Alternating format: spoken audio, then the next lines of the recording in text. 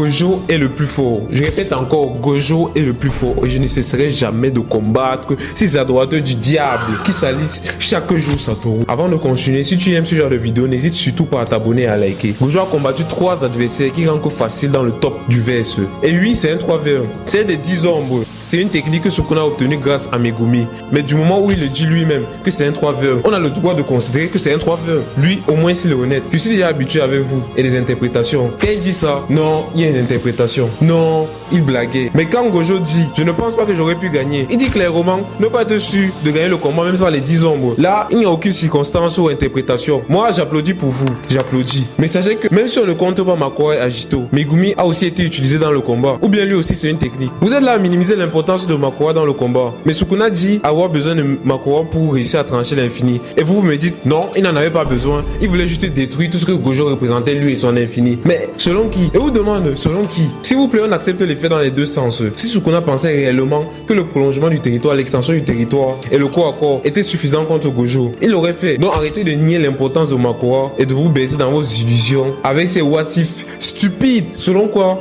Sukuna, 15 doigts fracasse Gojo.